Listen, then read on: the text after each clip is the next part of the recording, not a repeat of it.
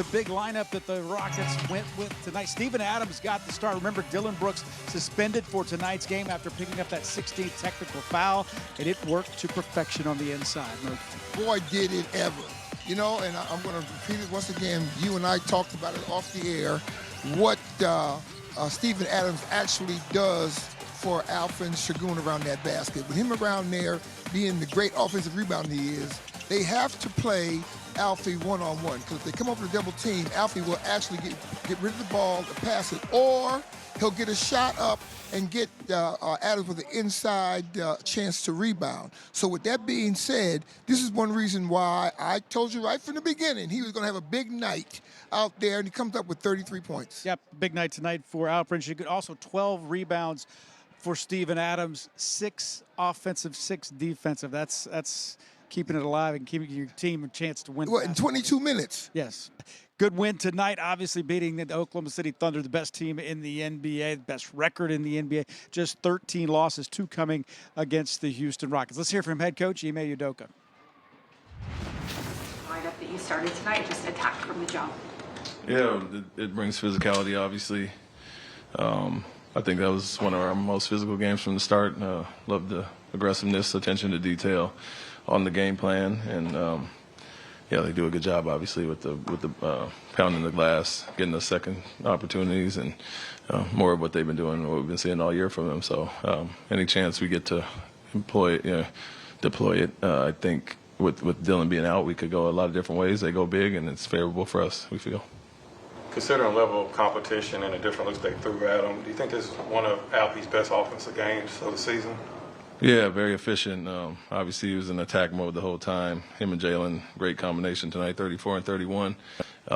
And we're hard to beat when those two are going like that and we're guarding like we're capable. But started Holmgren on him. He got his way there a little bit. And then they switched off on him and went with Hardenstein, and he can kind of move him on the perimeter and then made the right plays every time, when the doubles came. And so he's seen it all pretty much at this time of the year, and we saw some things that they were probably going to do on film, and he's done a really good job against OKC, moving the ball, making the right read, or scoring, and obviously that was the case tonight.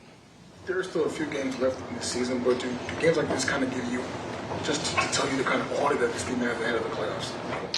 Yeah, I mean, we've been harping on that since probably 20 games, and definitely the last 10 was to sharpen up toward the end of the season in a lot of ways. You want to play your best going into the playoffs and stay healthy, and those two things have been the case right now. A lot of guys coming in contributing. With Dylan going out, Jae Sean did a hell of a job. Jabari, 17 rebounds, and everybody else doing their part as well. But yeah, that's a luxury of having the depth we have, but also understanding what's to come. And against 5 quality opponents coming up, 4 more now, we wanted to play really good basketball and tighten up and kind of start getting a little playoff feel. And I think we did that with a little more scheme defensively to take them out of certain sets, and that'll be the case going forward. Jae didn't get to the line all that much. Just what did you like about the way you guys guarded against him? Yeah, we took the hits, showed our hands, did a much better job than we talked about against Doncic the other night, reaching in a few times. And it's tough. He gets the push off and the bumps and all that, and you just have to stay solid and contest. And I think the main thing was, being in his rear view, showing him the crowd when he comes off those pick and rolls, and guys did a great job there. So it's a big part of it, limiting his threes and limiting his free throws, and you can kind of hold him in check from there. Do you think Jalen looks forward to playing against guys like SGA and knowing that he, wants to get to that level and get to an all-star game, many all-star games in the future? Do you think he kind of raises his level when he is going against that type of competition? Yeah, for the most part, I think he's really had good games against them since I've been here in the 2 years. Takes a challenge. He's guarding Jalen Williams a lot of the time, but I think our team in general, being young, they do get up for certain opponents, and we like them to be consistent regardless who the opponent is, but that's a little bit of human nature. But, when you have that appropriate fear of your opponent, you rise your level, scared of being embarrassed or whatever the case is, and you want to be in attack mode on offense as well. And so I think all of our guys do that, and it's a good thing. Obviously you raise your level against really good teams, and you've seen the results this year so far. Do you like the way your guys moved the ball tonight, the movement and the spacing? Yeah, they're a team that loads up heavy, create the most turnovers in the league, get out in transition, And that's a big part of what they do defensively. Very aggressive, very handsy, and you have to be stronger, kind of make the simple pass. We talked about hitting singles, just getting off the ball, and when the crowd is there, do your job, draw 2 or 3, and then you get the results. They give up a lot of threes as well. So I think whether it was off penetration, pick and roll, or the post-ups, we made the right reads pretty quickly. Had a few turnovers later in the second half, more than the first half, but against them, that's how you have to be. You have to get off the ball quickly, make the simple read, and let your teammates get the results. Is there anything different from a schematic standpoint that you look for? You know, obviously these games are kind of close to the playoffs, but is there anything that you kind of try and see you can gauge from a schematic standpoint ahead of these playoffs coming up? Yeah, I think you can. You do want to, depending on the importance of the game, you might keep it vanilla, but it's a must-win, and you have to do things like tonight to take them out of some things they had success against us recently. You start to use those things, and so I think the shoot-around, yes, having these 2 days off gave us a chance to walk over a lot of things, a day out, but 2 practices to go over their game plan and what we wanted to do, and we threw a little bit more at them, and that's what it's going to look like in the playoffs. You get very specific about plays, personnel, and we did that tonight. Thanks, Coach. Thank you. Rockets led by 7 at the end of the first quarter. They led by 16 at halftime, and they rolled to a 14-point victory, 125-111, as they pick up win number 51 of the season. Take a look at our key player profile. Let's go with Jae Sean Tate tonight. Provided some very important minutes. 9 points tonight for Jae Sean Tate. He knocked down 3 threes. First of all, did you recognize the ball movement before he took those shots? And he had his feet underneath him and was able to score. Then you come down the other end, and what does he do is what he was first noticed for when he came to Houston, is playing that good, strong defense. Yep, takes a charge there. Jae Sean Tate just seems like every once in a while there's a guy in the right place at the right time, and you got to knock down the shots when you're there. Got open looks. At some point, you think about it, you got to leave somebody open. You got to make those shots. Jae Sean Tate did that tonight. Some important minutes, not necessarily huge numbers, but important minutes for the guys that came off the bench. Only 3 reserves used tonight as they continue. Ime Udoka continuing to tighten up that rotation as the playoffs get closer. Yeah, well, he's tightening up his rotation because these are the 8 guys that are playing the best together. And with that being said, don't ever think that the other reserves are not ready to be placed in when needed. Well, Rockets strong win here tonight. It really was. The way I thought this was a mature win tonight. You know, Kevin, very, very important point you just made, because they came of age tonight. Mm-hmm. They played a great game, but they played the best in the league and was able to control. More to come here on the post game presented by Academy Sports and Outdoors as the Rockets win it tonight, 125-111.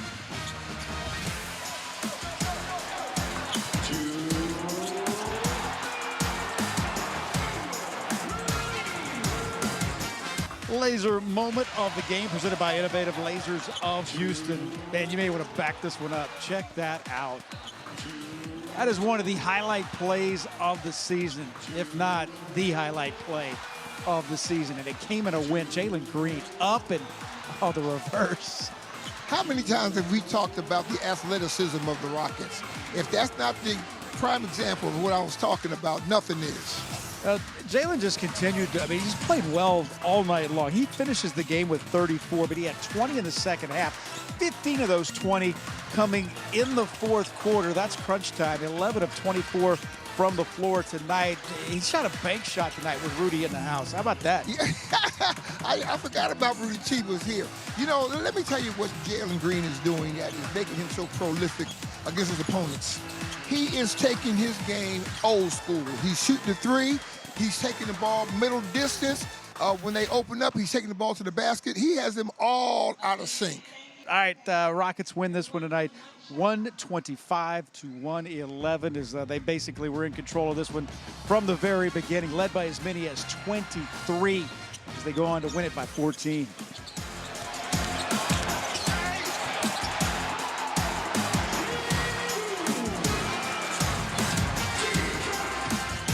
Sengun, fourth quarter, Chet Holmgren.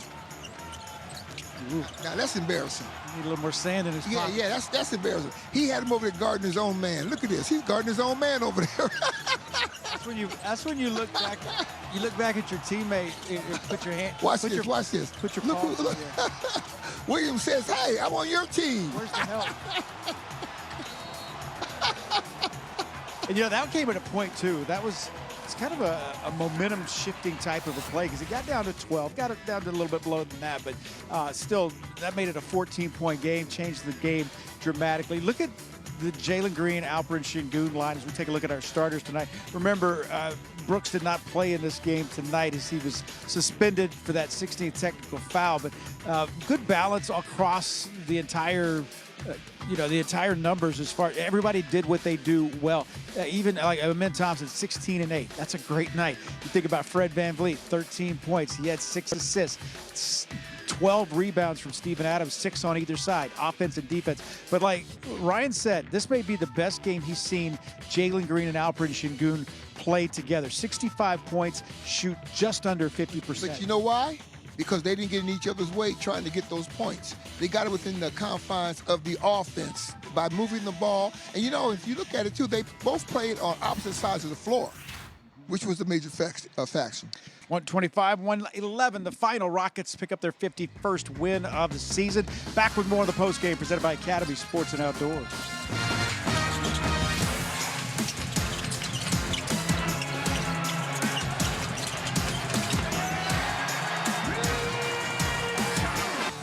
Hey, good news. Rockets had 4 3-pointers in the third quarter tonight. That means you scored chicken, Houston. Open the Chick-fil-A app now. Claim your 3-count chicken strip because victory tastes delicious. You said that with a lot of authority. You got the dripping from the mouth and everything, Kev. Likes to be some Chick-fil-A. I'm only human. Take a look at the Western Conference standings. So this gives you the importance of winning tonight because this is an absolutely monstrous stretch to close out the regular season for the Rockets. And when you're thinking, okay, you got going into play tonight, a 3-game lead on the third place Denver Nuggets. Well, Rockets have a very difficult schedule, not to mention they will play the Nuggets, the Lakers, the Golden State Warriors, and the Los Angeles Clippers coming up. It starts with Golden State in San Francisco on Sunday, and then on to LA to take on the Clippers on Wednesday, and then the Lakers on Friday before coming home, and hopefully it's all sealed and signed and delivered by then. But then you come home to play the Denver Nuggets on the final day of the season. Remember that you don't want any kind of tiebreaker having to fall in the balance of this because that would be the tiebreaker game there because the season series is tied at 1-1. Absolutely. Now, you got to understand that every one of these games are very, very important. Of course, number one, to go up, another comfortable half game lead or a full game lead on teams that's following you. Number 3, getting ready for the playoffs. Playing against these teams can show you that confidence builder that you can beat anybody at any given time. And then the other fact is, of course, they're getting ready to look at the rotation for the playoffs. So these games are important. Even though they won 51 games, they've already solidified themselves into the playoffs. These are not to be overlooked. Alperen Sengun, big night tonight, going for 31 points in this game tonight as the Rockets get the win. Let's hear from him. Alpie, you guys attacked from the jump. What was just the mindset and the game plan? I know you mentioned at our walk-off that it was a very intense and focused shoot-around. Me and Steven started today. It was a plan that set the tone in the beginning of the game and, crash the boards, be physical in the defense.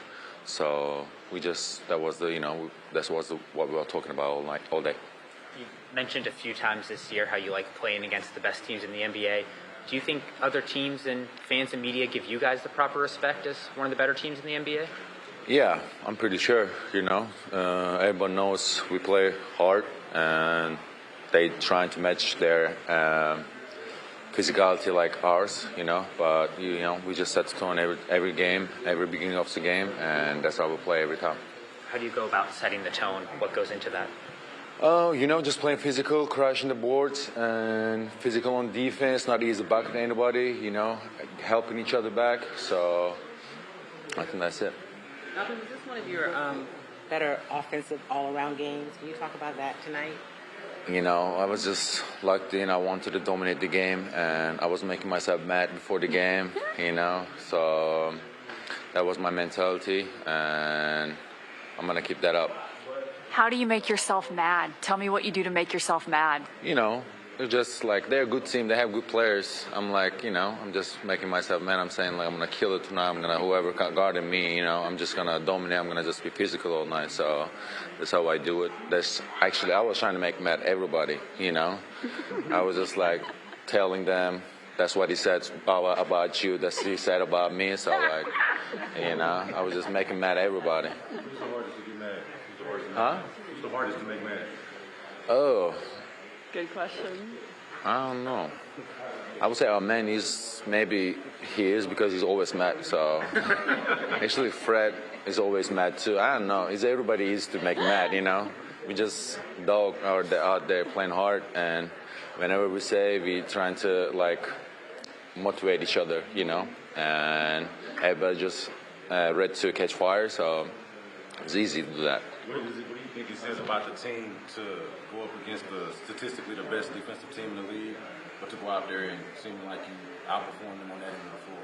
You know, Jalen was dominating, and they got help about it, and then I was doing some stuff, and you know, Steven was open space for us. That was just, you know, our guns. We know they're doing really good defense whole year. Turnover, first in turnover, number one in the league or something.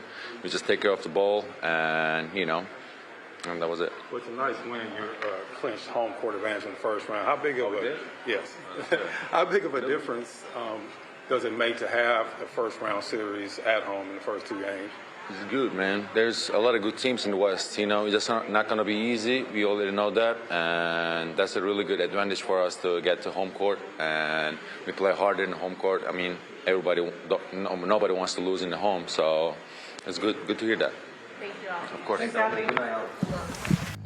Rockets win 125 to 111 as they beat the Oklahoma City Thunder here tonight at Toyota Center. Second to last regular season home game of the year.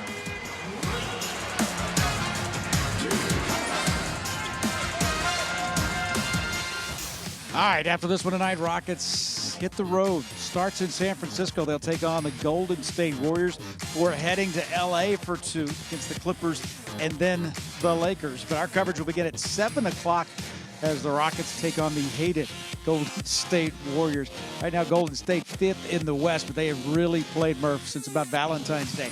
They have played really good basketball. Anything but easy going in to Golden State coming up on Sunday night. Yeah, but you expected the Golden State Warriors to get their act together going down the stretch. You know, they're a veteran team. They've been there before.